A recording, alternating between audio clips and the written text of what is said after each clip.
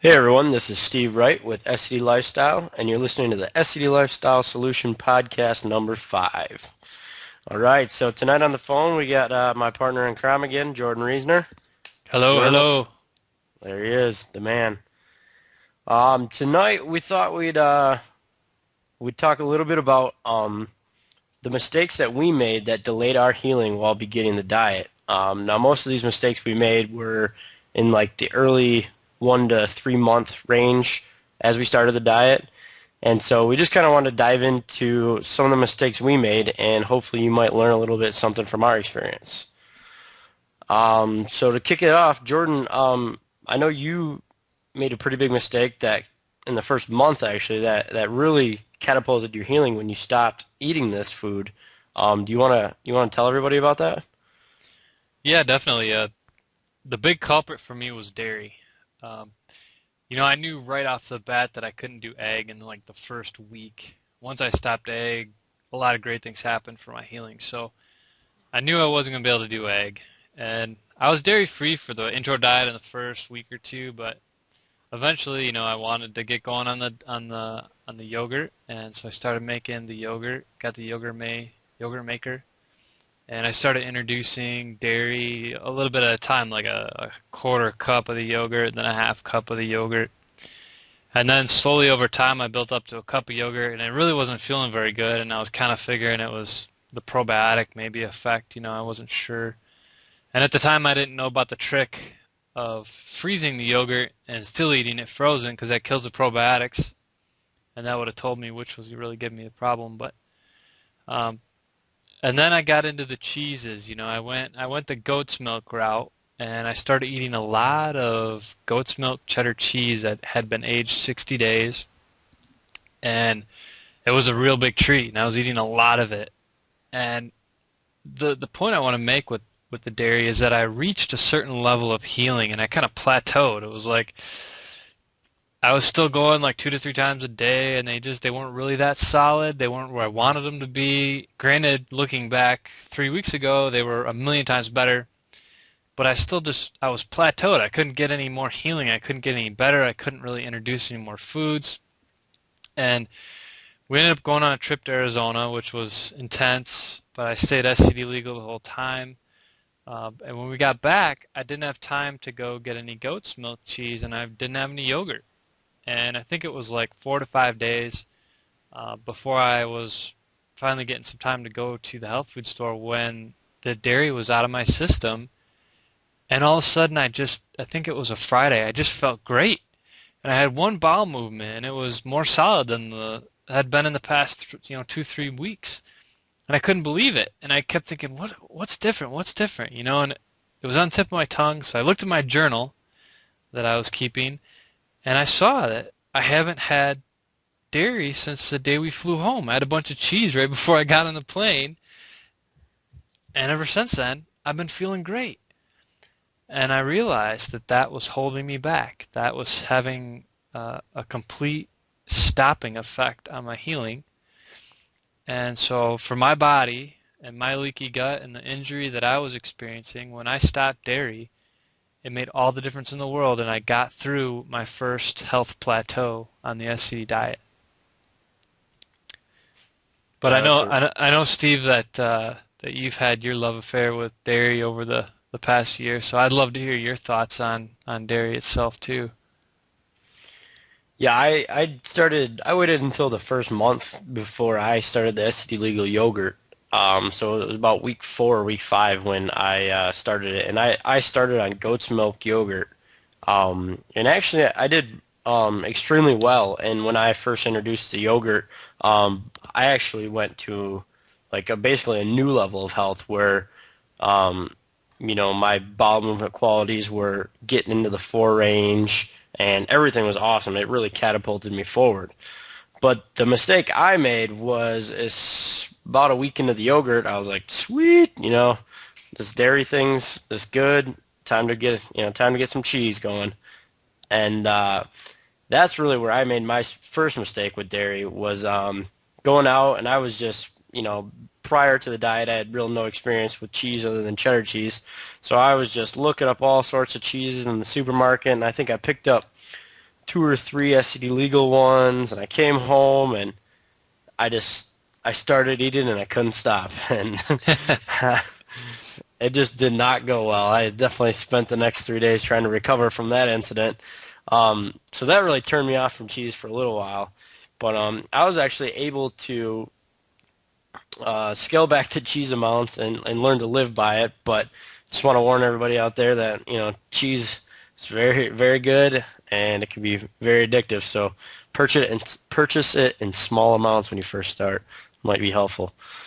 But I continued on with the ghost milk yogurt, and I reached a point where I was pretty far along in the diet and really at some really good health levels. And I actually was just curious to see how cow's milk yogurt tasted and how it affected me. So I switched over to some grass-fed dairy and made some SC legal yogurt with that.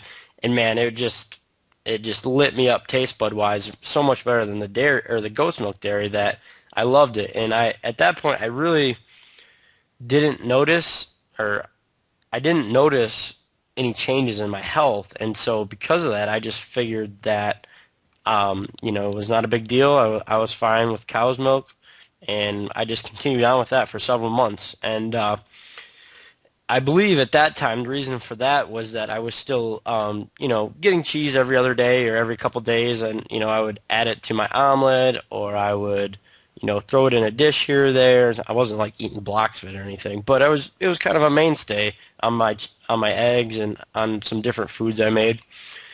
So it wasn't until a couple weeks ago when I actually got some allergy testing done and found out that I was actually very allergic to cow's milk dairy. And lo and behold, taking it out all dairy for like 3 days, and well, that's when I finally got my smelling back. And I think one of the main things is, I haven't been able to smell in years. I don't remember the last time I've been able to smell on a regular occasion, or I didn't have some sort of nasal drip or congestion. And so when I switched over to cow's dairy, I didn't really see any difference because I was still eating cow's cheese and goat cheese at that time. And even when I started this journey, I couldn't smell. So I think that's something to note for people out there who might have smelling problems. But yeah, 3 4 days without dairy, and man, I can smell again. So that's really cool, and that's something I've been working at this entire time. And one of the reasons why I decided to try the diet to see if I could get that ability to smell back. So now it's awesome. I don't have any nasal congestion. And one really cool thing that this is just a brainstorm, and I'm not sure if it's exactly true, but I have been suffering from chapped lips like year-round for years. Like anybody who knows me knows that I will have some sort of chapstick in my pocket 24/7 because my lips are always chapped. Well, I guess it turns out once you actually get rid of all that nasal congestion and start breathing out of your nose again, my chapped lips are gone. So I don't know if, I don't think that's medically found anywhere, and haven't done a whole lot of research, but it's just a cool little side effect about really getting rid of your post-nasal drip and getting rid of any congestion up in the nasal cavities. So, Wow. Yeah, that's really cool how you were able to find those little tiny things that you just didn't really realize was going on until you took it out. And that's where, this diet, you have to customize it for your body and just see what works and try something for a week and just see what happens. And you made a great point in the very beginning. It's something I really want to dive into really quickly for our, as Rob Wolf always puts it, our 6 listeners out there that might not be as weird as us and like to talk about poop all the time. But you mentioned in there that you had a number 4. And buried deep in our archives are some posts that we did a long time ago that references where that number 4 comes from. But maybe you can just share some background on that a little bit so people don't think we're so crazy. yeah, come on, I love to talk about poop. Yeah, so number 4 is a reference to a rating system for bowel movement quality or poop quality, and it's called the Bristol Stool Chart. And I believe it was created in the UK, and it's a way to rank your bowel movements on a scale from 1 to 7. And basically, the chart's really cool because it makes it pretty simple to understand. It gives you some picture descriptions as well as some word descriptions to describe um, where you are on the scale.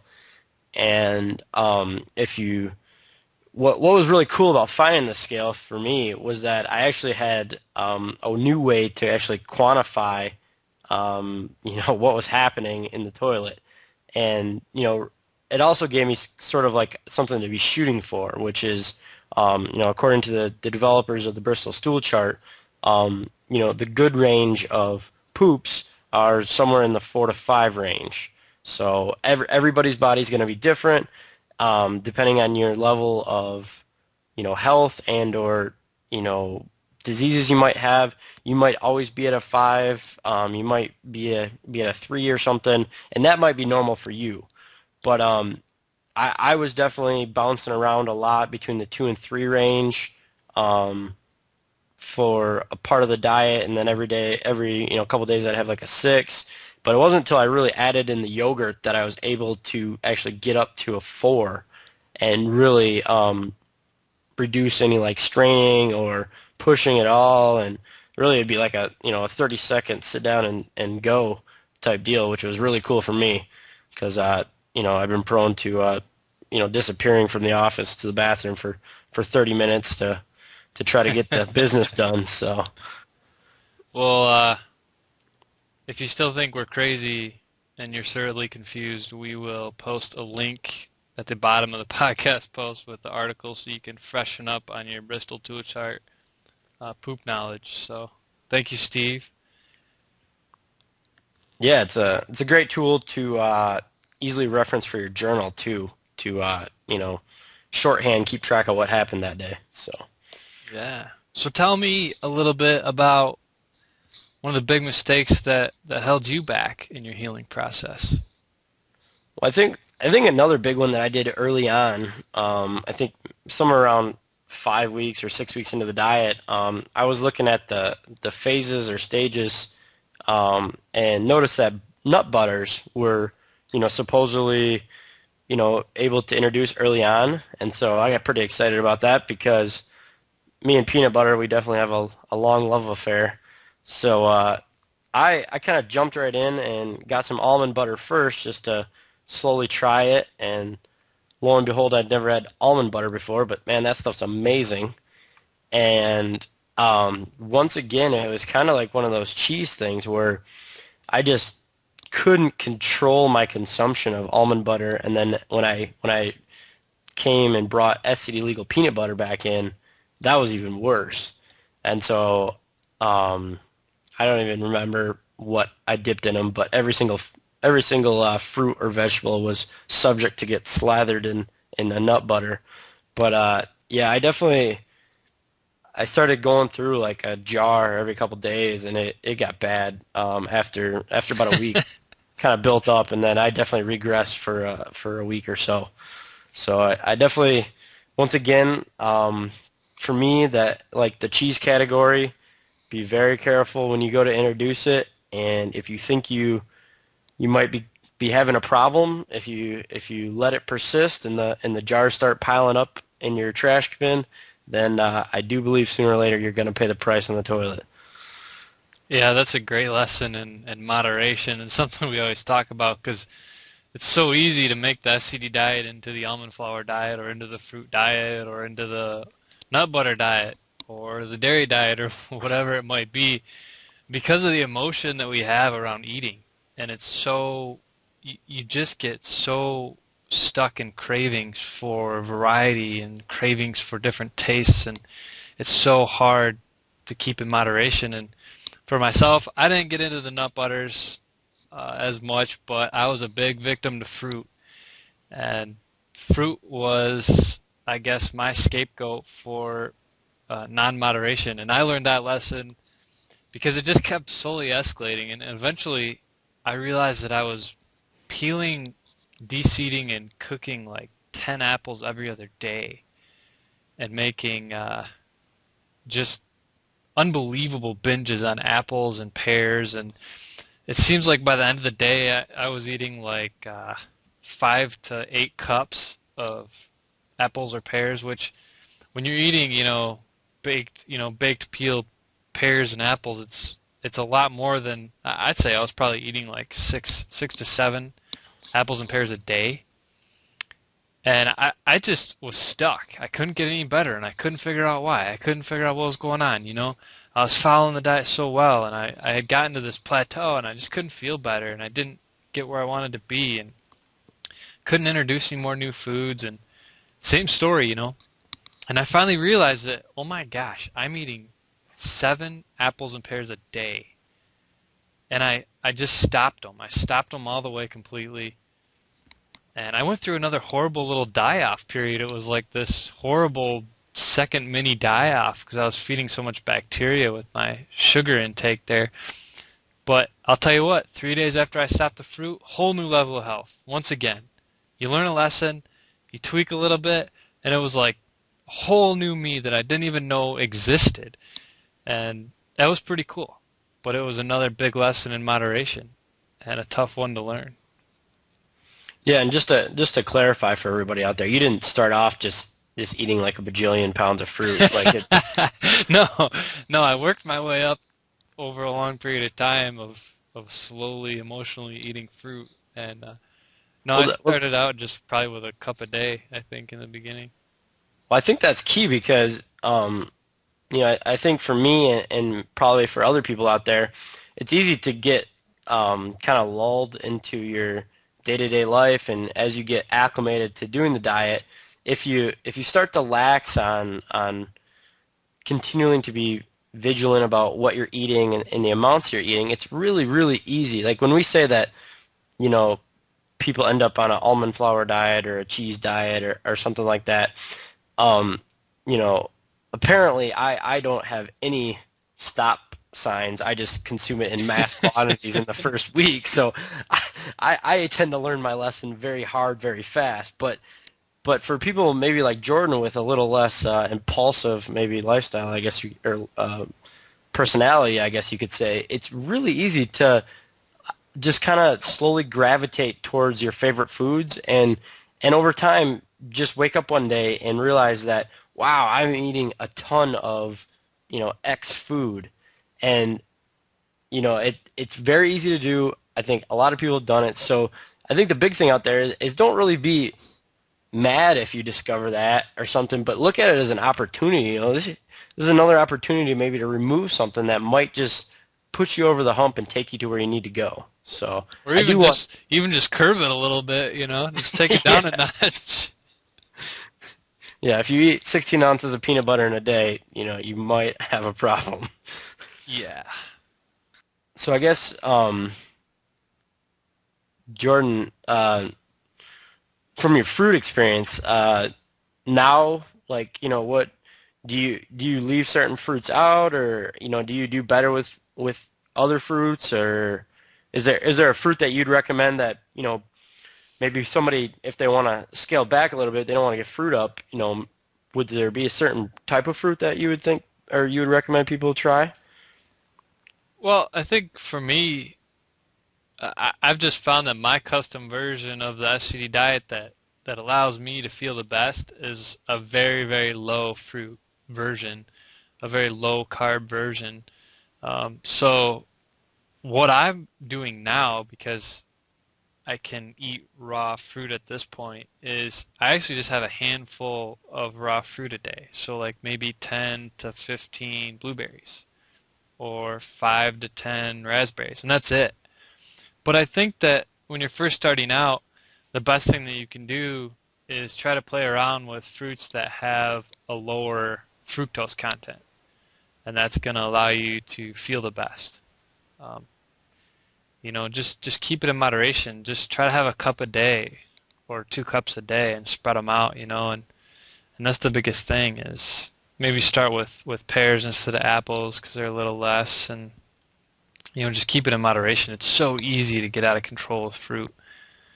So I think that's a big thing, and I struggled a lot with that, and I think that kind of segues into another big mistake that I made in the beginning was I just didn't eat enough volume of food.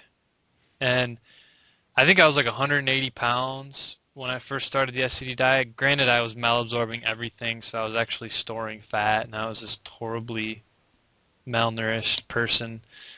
Had a lot of injuries. So I think within like 2 or 3 months on the diet, I ended up losing. I dropped down to like 145, and it happened pretty quick. And my family was kind of worried about me and stuff, and that's kind of normal when your body's making a big change like that. When you go to a low carb diet, there's a lot of science behind it, but really the biggest thing for me is I wasn't eating enough volume of food. I mean, you lose a little weight, but you normalize pretty quickly on a low carb, high fat diet like the SCD diet. And you know, if you're overweight, you kind of normalize, and if you're underweight, you kind of normalize. But you got to be eating enough food. And what it took for me is you convincing me to finally use FitDay.com. And I went in and started putting my food in there, and I was like, well, how much food am I actually getting? Because you know, carbs and complex carbs and things like that, you eat a little bit of that, and that's a lot of calories. But you eat a little bit of meat, and there's like half the calories in there because it's so nutrient dense. It just fills you up way more, and you just have to eat more volume of food. And you taught me that lesson, and then when I went into Fit Day and I entered in all of my information to look at how many calories I was getting like 1,700 calories a day. And for someone that's moderately active at my height, I think some of the calculators are showing I needed like close to 2,500 calories a day to maintain weight at 150 pounds. So I think the big lesson I learned was I had to learn what 4 ounces of meat was. I had to learn what 8 ounces of meat was. I had to buy a scale and actually say, well, how much is 8 ounces of ground beef after it's been cooked? And then put that data into FitDay and say, am I getting enough calories? And if I'm not, how can I increase my calories? And the usual answer is fats. That's the best way to get your calories up. Granted, you can increase your meat portion sizes, which is usually the first thing that people need to do because you're so used to eating like 3 to 4 ounces of meat at a meal, and you might need to eat 6 to 8 ounces, or maybe you need to eat 4 to 5 meals a day. But you just need to make sure you're getting enough calories for your body type, your height, and to be able to maintain your weight. And that was such a huge lesson to me because once I started eating more, I had more energy. And once I started getting enough calories by adding in some olive oil, like I'd pour fresh olive oil on meat after I made it, or coconut oil, and I started introducing some very ripe avocados to get that fat content up. I think a full avocado is like 350 calories or something, but once I started doing that, I had more energy. I didn't feel so fatigued. I didn't feel so empty. I didn't feel so hungry, like I was wasting away. And the more fats I ate, the more full I felt. And I wasn't hungry all the time anymore, and I didn't feel shaky and weak, and all those weird things of my old life kind of faded away. And now it's no big deal. I don't ever get hungry between meals. I know I'm getting enough calories because I map it out in Fit Day, and I know that I can maintain my weight and be healthy, and it's not an issue. So that was a big lessons learned for me. Was I was shedding pounds like crazy. I just wasn't eating enough volume of food, and that's something that a lot of people have to sort of recalibrate and learn about when they start this diet. But I owe it all to you, Steve. You were the food guru about diet and fitness and weight loss and all that stuff. So you kind of showed me the way, but maybe you can shed some more light on it.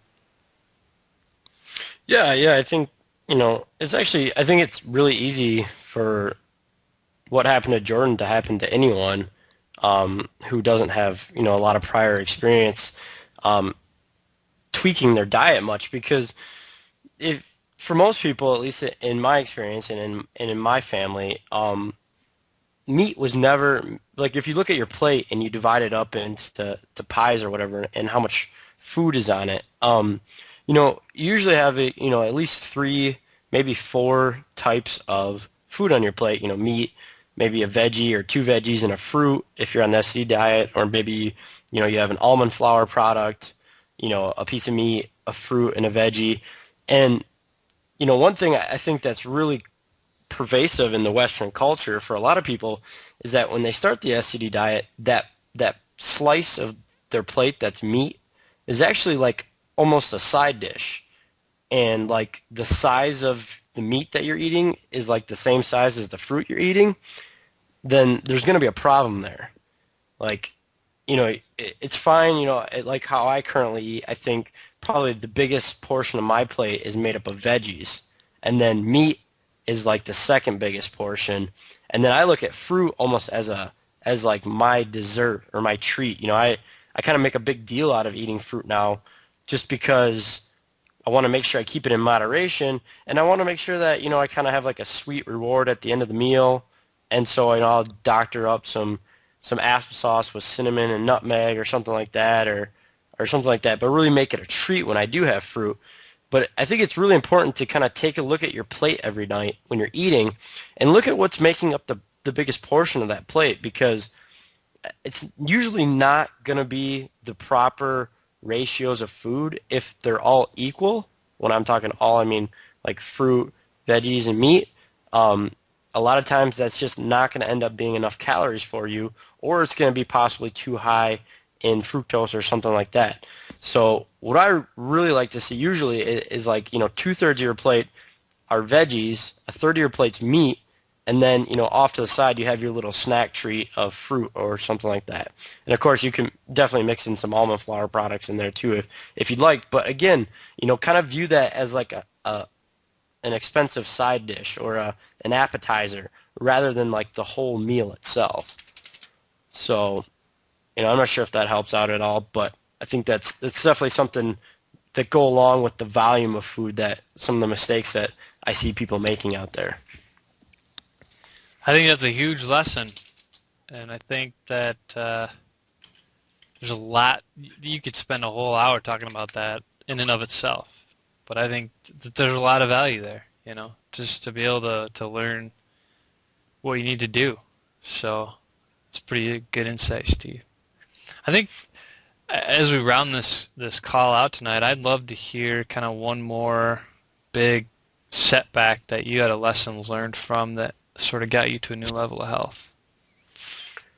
Well, I don't think this is really something that ever got me to a new level of health. Actually, I think it really took me down quite a few levels. And you can definitely go read about it in detail in my journal posts. But I at the time when I started the diet, I think it was about 6 weeks in, or I did it a couple times, like 6 and 9 weeks or something like that, where I was living in Chicago, and I was very active and being a single guy, going to the bar a lot, and I had a lot of friends. And also, because I was in Chicago, I had a lot of people who wanted to come to Chicago to hang out. And in the beginning of the diet, I was very vigilant, and you were not going to get me to cheat at all. But after I reached several new levels of feeling good and just really getting the groove of the diet, I kind of got a little lax. And right away, I think I got in this new comfort zone, and just started kind of fantasizing about what life was going to be like in the future, and what if I just tried a little bit of this food, or this illegal food. And I think really what happened is I stopped. I didn't properly prepare for the social settings. To me, it wasn't necessarily the social settings, looking back now, that caused me to cheat, such as having, 3 or 4 friends into town. And the real problem was that I didn't prepare properly for that to happen.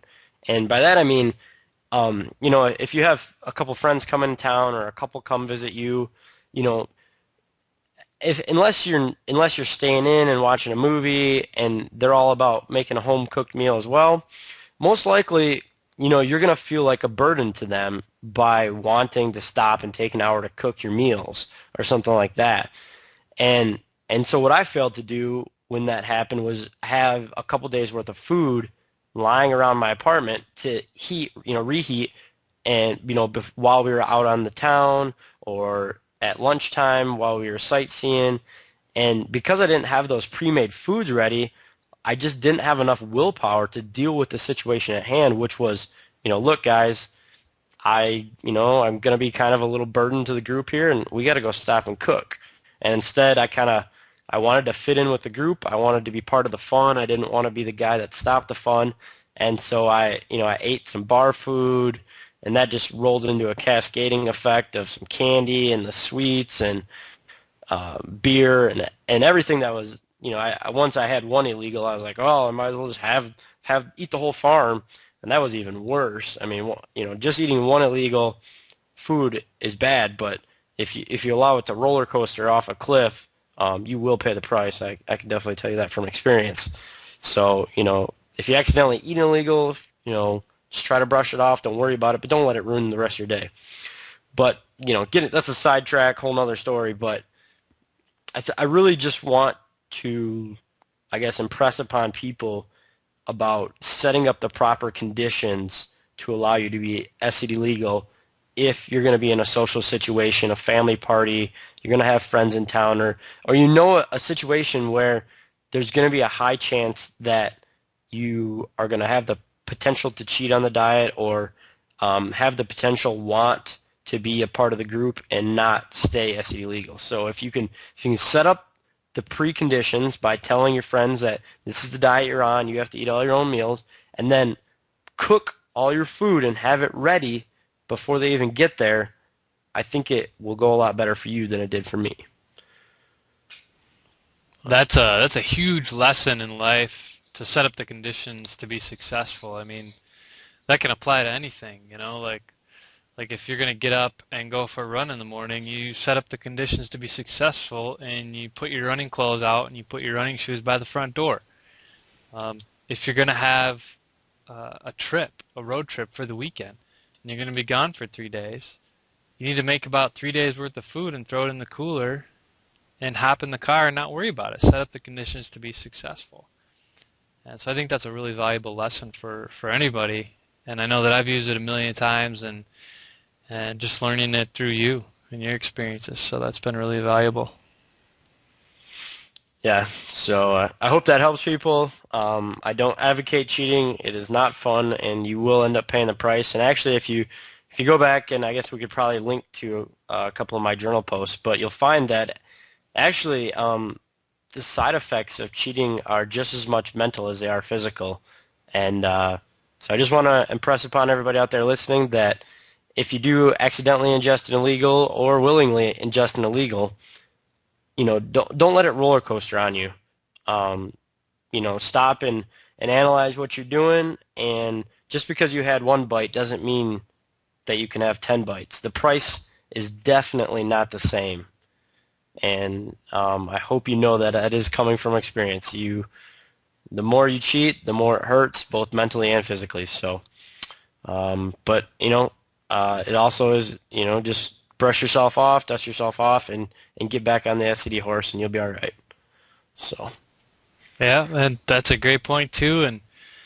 And just to wrap it up, I think that these have all been huge lessons that we've learned that weren't necessarily totally mistakes. They were just we kind of got hung up on a plateau and we learned something that allowed us to tweak the diet to make our bodies a little more healthy and allow it to heal a little more. So, take our experiences for what they are and see how you can apply them to your life and go from there. yep, said perfectly. Um, well, thanks for listening. This has been Jordan and Steve with SCDLifestyle.com, and this was podcast number 5.